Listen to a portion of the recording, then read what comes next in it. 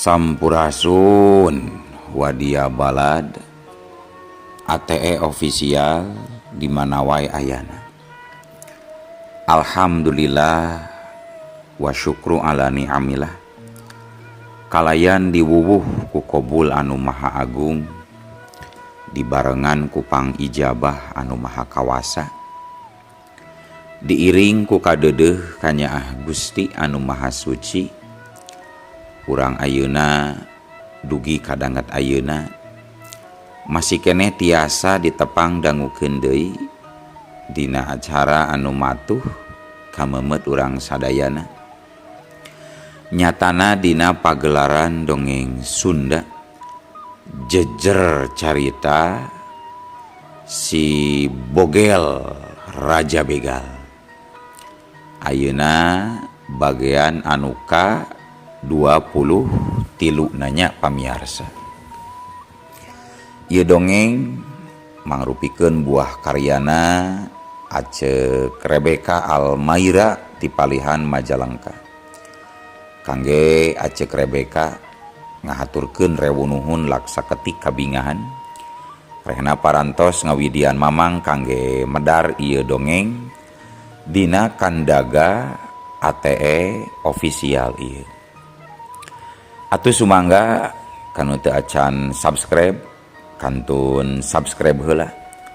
Ngarah langkung pogot sareng langkung semangat deui ka si mamangna dina enggoning medar ieu dongengna. Nging hilap, di like, di komennya nu saseueur-seueurna. Laina naon, mamang masok bingah kitunya. Upami maosan komentar-komentar ti para wargi sadayana teh. Atuh ngarah teu nyangkolong tingkana waktos sumangga. Ayeuna mah urang lajengkeun deui dongeng si Bogel bagian anu ka 23. Kumaha salajengna parsamakna sor cekopina betot simbutna bisi pageuhan tali kolorna bisi morosot merezel morozol uzel-uzelan di tengah jalan. Tumpak dung dung tes.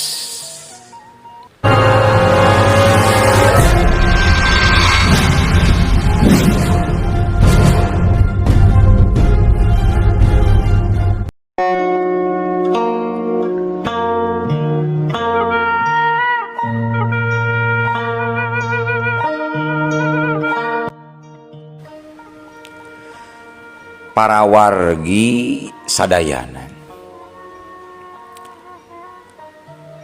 kocapkeun dua poe ti saenggeusna panyerangan ka markasna si Asep Randeg.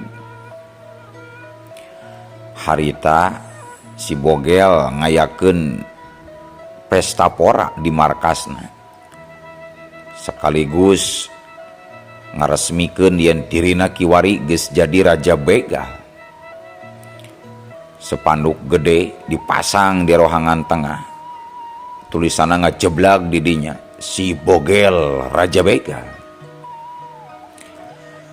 Harita katempo si Bogel diuk dina kursi kebesaranana bari suraseuri kiwari hatena bener-bener sugema sabab geus tinekanan ngahontal kahayangna jadi Raja Begal. Sora musik digederkeun, dahareun balatak ngabarak, inuman ngalayah sawaragna pikeun balad-balad si Bogel. Poe eta mangrupa poe anu bersejarah pikeun si Bogel. Sabab dirina anu asalna saurang jalma anu kokoro nyoso malaratosa balangsak kabina-bina. Kiwari keur aya dina puncakna kajayaan. Harta ngalayah teu kaitung, jabatan salaku begal gerot keur aya dina cekelanana. Jabatan pangluhurna nyatana jadi Raja Begal deui.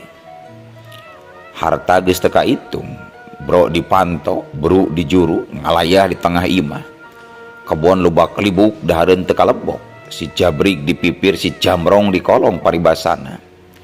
tangtu poe eta mangrupa poean bersejarah dina saumur hirupna si Bogel. Sanggeus ngarasa cukup diuk dina korsi kabesaranana, harita si Bogel ngajak dua balad utamana, nyatana si Taslim jeung si Arman, diajak ngobrol di tempat anu nyaman, nyaeta di taman anu aya di satukangeun markas besar balad si Bogel. Kieu ye Lim, man, kusabab ayeuna cita-cita dewek geus tinekanan, nya dewek teh boga niat nyaeta arek mere mobil ka maraneh hiji sewang gitu, mobil anyar kari milih we engke dewek anu mayarannya, cek si Bogel dari anak ranan nyaritana. Ngadenge kitu kontan beungeut si Arman jeung si Taslim langsung sumringah. Oh, nu leres ieu teh Mamang Bos, cek si Taslim asa teu pati percaya. Nya Mamang Bos, saya mah kuboga motor alus oge, geus bunga, geus cukup lah Mamang Bos, cek si Arman. Nah iraha dewek ngabohong deuleu. Pokona maraneh duaan geus pantes kiwari baroga mobil euy. Sabab maraneh mangrupa balad dewek anu paling satia satuhu. Di nol maraneh milu jeung dewek nepi ka ayeuna dewek jadi jalema euy, cek si Bogel tandes. Nya ari kitu mah hatur nuhun atuh Mamang Bos. Ari saya boga mobil mah jadi tambah gagah we meureun lamun ngawin Nyi Mawar merah teh. Cek si Taslim. Nya saya oge bakal gagah tur tegep ayeuna mah lamun nganter pamajikan ka bidan teh. Coba ayeuna teh geus bulan halaeun sabaraha poe di oge lahiran pamajikan teh Mamang Bos. Uing bakal jadi bapak jeung salianti jadi boga mobil teh bakal nambahan gagah katambah keur butuh deui uing teh jeung ke undang anteur ka rumah sakit. Cek si Arman. Syukur atuh ari kitu mah. Maneh teh tereh jadi bapak meureun man euy.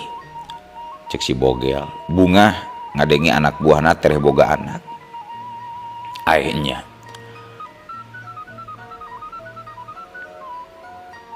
kumaha Mamang Bos? Henteu. Kieu Mamang Bos, saya teh rek menta pingaraneun keur anak awewe ka Mamang Bos. Cing ngaranna anu islami apaan Mamang Bos mah baheulana kungsi masantren di Tasik, pasti bisa mere ngaran anu halus keur anak saya Mamang Bos. Cek si Arman neuteup ka si Bogel. Atuh leng, si Bogel jadi ngahulang beungeutna nyeak sakedeung mah. Sabab dina hati si Bogel ngolebat rasa era jeung aya rasa hanjaka. Nya era atuh dirina nu kungsi jadi santri bageur kiwari jadi begal gerwat. Tapi akhirna pok si Bogel ngomong, "Yeuh man, lamun anak ilaing awewe berengaran tazkiyatun nafsinya anu hartina jiwa anu suci.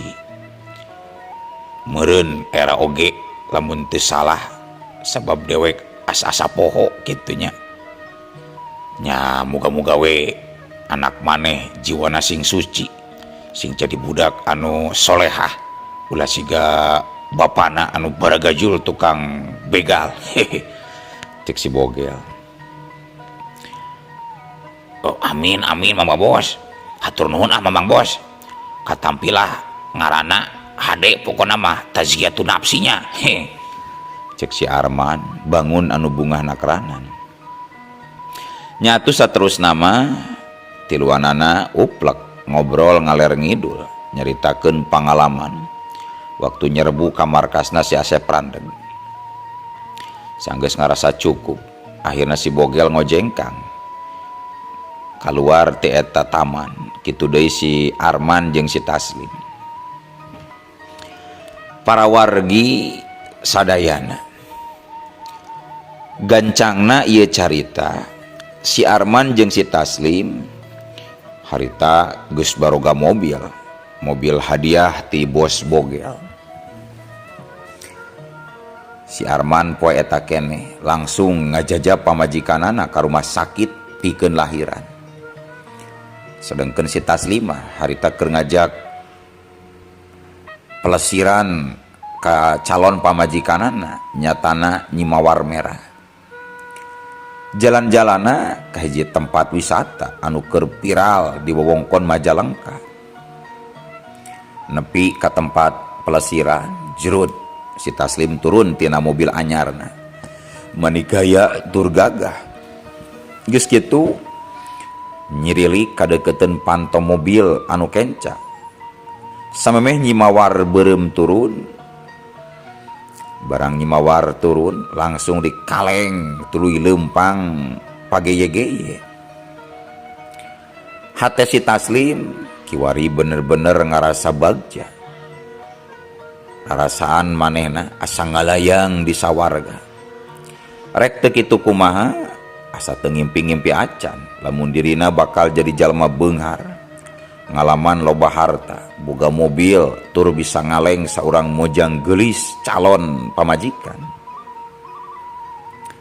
Sanggeus mayar tiket asup ka tempat pelesiran, tuluy si Taslim leumpang ngurut tempat tiuk anu merenah handapeun tangkal pines anu linduh ieu. Kantun sasasi deui nyayang urang nikateyang, cek si Taslim. Mohon Kang, teu lami sasasi deui. Sasasi deui urang bakal ngalaki rabi, bakal ngahiji jadi suami istri Kang. Cek Nyi Mawar.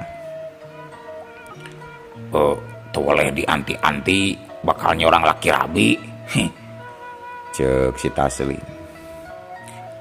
Nya abdi sareng salira pada mika cinta, susah senang sasarengan dunia asa nu duaan.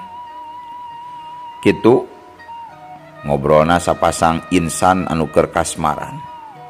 Ngobrol bari pageye-geye silih lendean. Ari keur kitu mah hirup teh meuni asa pangbagjana, dunya teh asa nu duaan. Batur mah sigana teh ukur ngontrak. Di bawah bobogohan mah waktu teh meuni asangan sakolepat. Kareku di bawah diuk hungkul geus sapoe teu karasa. Si Taslim jeung Nyi Mawar beureum tuluy mulang bari mawa tali asih anu beuki pageuh nyanggreud kana ati. Caturkeun si Arman, manehna mah ayeuna teh keur tegang sabab nu jadi pamajikanna keur hahargungan di ruang lahiran arek lahiran. Geus pembukaan tilu tapi orok tacan wae brol. Nyi Wiwi ngaheujeun nepi ka kesang badag kesang tiis ngagarajag maseuhan awak teu pugu rarasaan. Sabar geulis, sabarnya, sabar. Cek si Arman bari ngusapan sirah pamajikanana. Hatena sing seredet asa teu asa nenjo pamajikan anu keur nandangan kasusah jeung kanyari. Nyi Wiwi teu nembalan ukur panonna anu gular-giler sakapeung burial bunceli.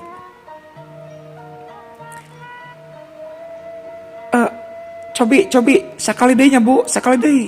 Sok tarik napas. Dorong ti lebet anu kuat Bu. Tarik napas Bu. Tarik napas. Cek perawat ngajakan deui Nyi Wiwi sangkan ngaheujeun. Nyi Wiwi nurut ngaheujeun deui, tapi anggar si Utun Inji teh teu daek brol kaluar. Hate si Arman beuki kaketegan. Panona babalieuran asa teu wasa nenjo pamajikan kitu kayanana. Saurang suster ngadeuketan ka si Arman pok nyarita. Upami 20 menit deui teu acan keluar.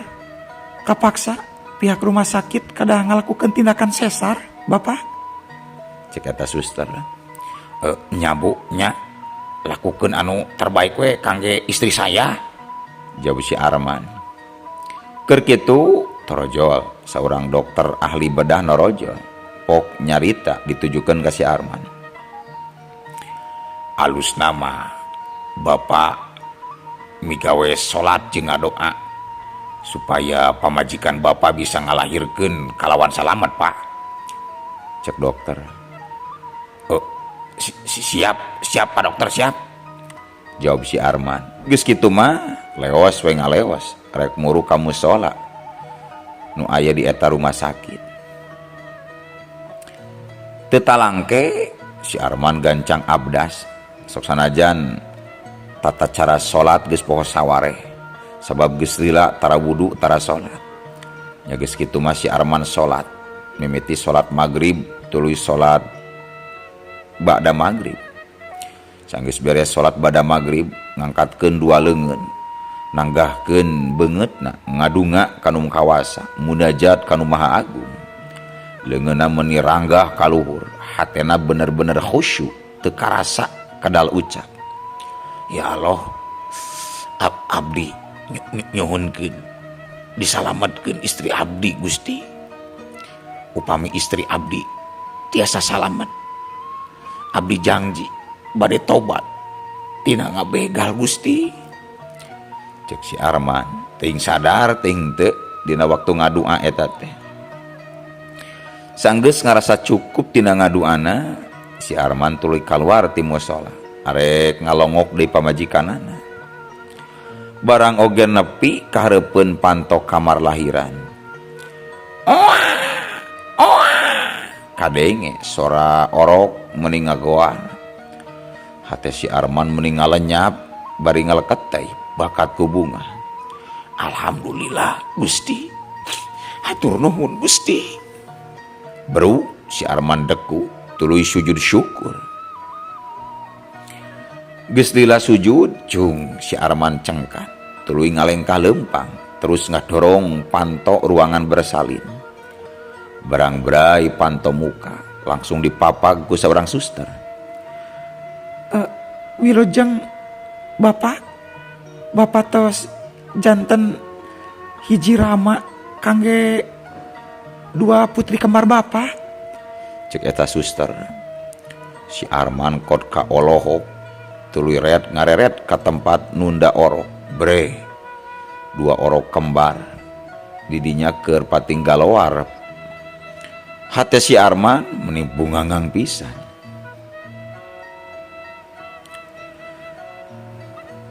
Kurang leuwih 3 poean si Arman marangan pamajikanna di rumah sakit.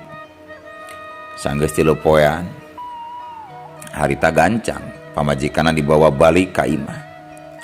Si Arman nelepon ka bos bogel nu kahiji laporan rek reureuh heula tina aktivitas begalna.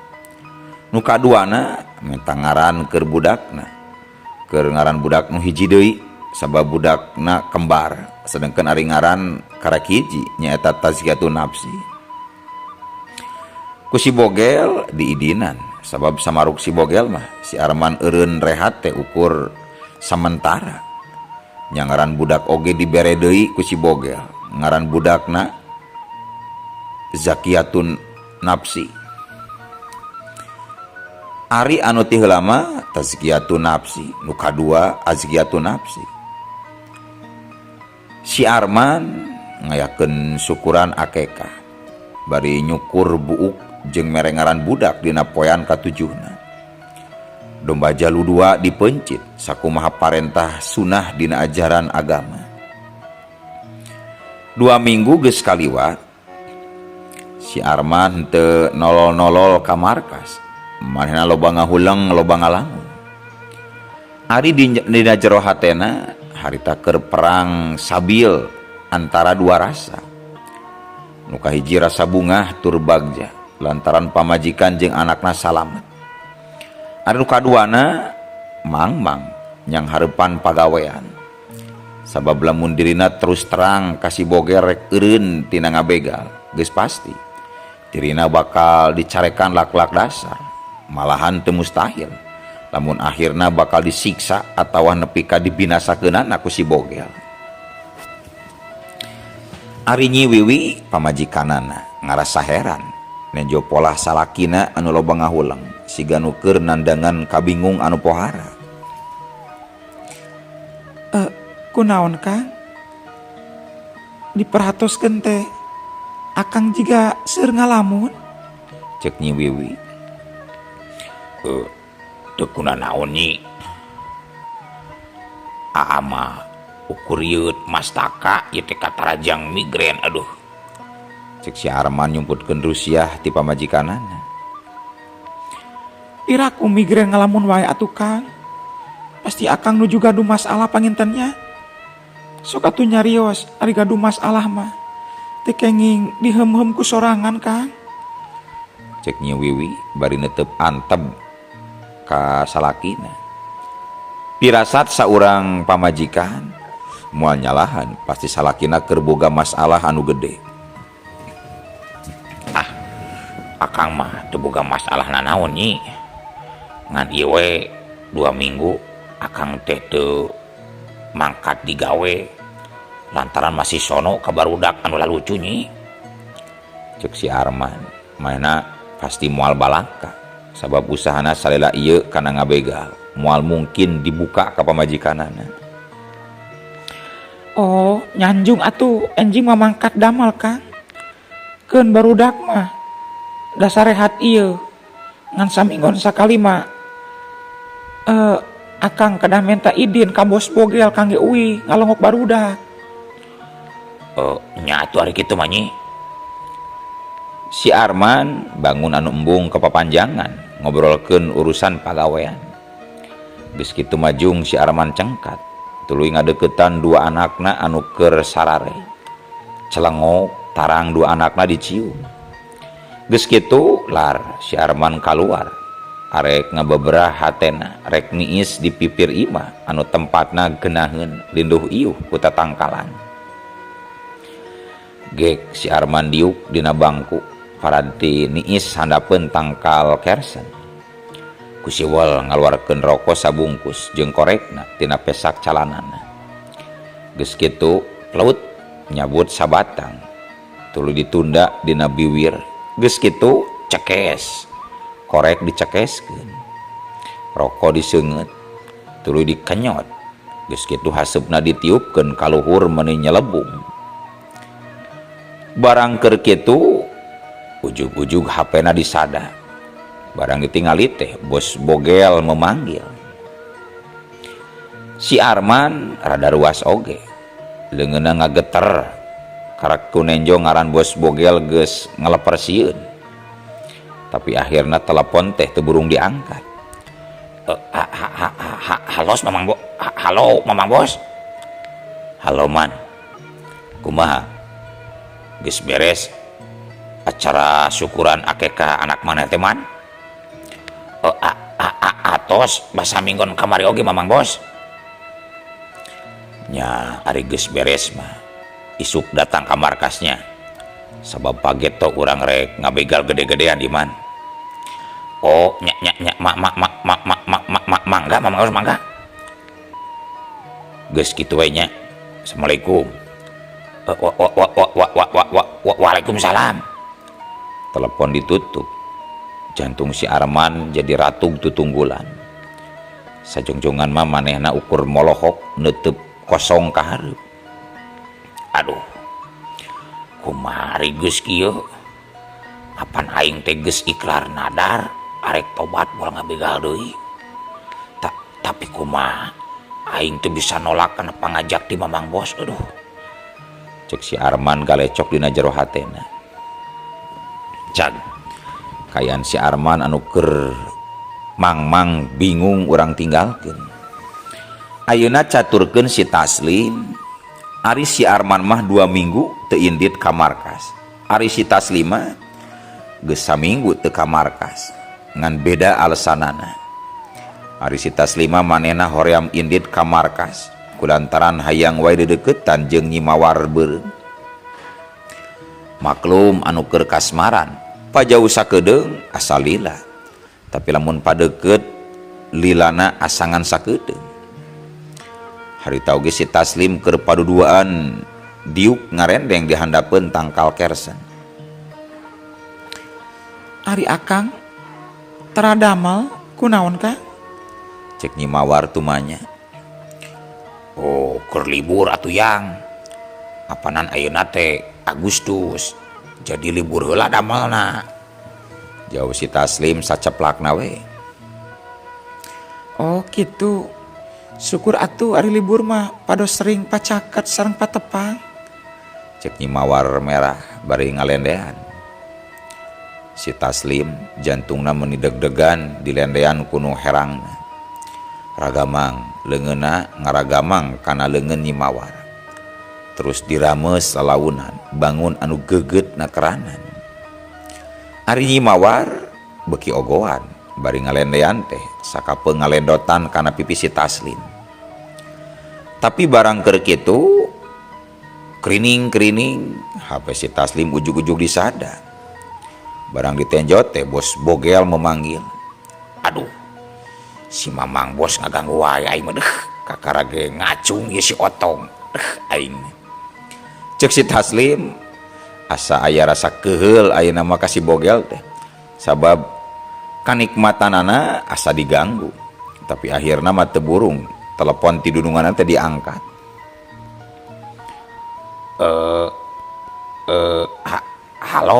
Halo Mamang bos. Halo Lim. Kumaha? Cager. Alhamdulillah cager mah bos cager. Syukur cager mah. Isukan kade ngumpul di markasnya. Sabab rek aya pi obrolan penting. Kade ulah poho. Siap Mamang bos siap. Geus kitu we nya. Yuk, Assalamualaikum. Waalaikumsalam. Si bogel nelpon ka dua anak buah utamana hal anu sarua. Sangkan poe isuk dua anak kudu ngumpul di markas. Sanggeus nelpon red si Taslim ngareret ka Nyi Mawar pok ngomong. Duh, isukan mah akang kudu mangkat deui damel nyi euy. Cek si Taslim. Nyawios atuh Kang bade angkat damel mah. Pados akang kenging artos. Ayeuna teh batur mah keur susah milarian artos. Akang mah alhamdulillah gampil geuning Kang. Cek Nyi Mawar. Nya kadinya nama neng euy. Tapi akang teh asa horea mangkat gawe. Hayang we babarengan sareng nyai. Cek si Taslim neuteup ka Nyi Mawar. Nya wayahna we atuh Kang. Apan bulan hareup urang teh bakal nikah. Tah engkin mah nyuhunkeun cuti we sing lami Kang. Cek Nyi Mawar. Nyaho gatulah ari kitu mah nyi. Tos teu sabar akang mah hoyong enggal nikah. Mobil Fiat, mobil PW, terus teu kiat hoyong naik BMW. Hoyong melah duren, hayang melah duren sinapeul. Cek si Taslim. Sami abdi oge Kang, hoyong enggal-enggal dibeulah. Hayu tuh ayeuna we nya. Engke keur akang ayeuna nya engke oge keur akang ayeuna oge keur akang upami ayeuna dikawitan geus teu nyai. Alim ayeuna mah dosa Kang. Anu ngobrol teh parat nepi ka sore. Akhirna masih Taslim amitan arek balik heula bari janji isukan samemeh mangkat gawe arek nyimpang heula ka Nyi Mawar. Nya geus kitu masih Taslim tuluy ngaleos weh rek balik. Para wargi sadayana kocapkeun dina poe isukna si Taslim geus datang deui ka Nyi Mawar. Datangna naik motor. Sebab si Taslim tacan pati lancar make mobil mah. Manehna leuwih resep lamun numpak motor. Sedengkeun ari Nyi Mawar geus nunungguan di teras dangdanana beuki menor atuh tambah mencerang we kayaanana teh. Si Taslim oge anu mindeng panggih kot ka ngaleper poe eta mah. Oh nyai sayang, mau gelis pisan poe namanya. Cek si Taslim. Ih, apan kabogoh akang? Temal nyimawar bari umat imut. Akang amitan heula nyanyi. Cek si Taslim bari nyolong kurang ngajak sasalaman. Gap ditampanan ku nyimawar.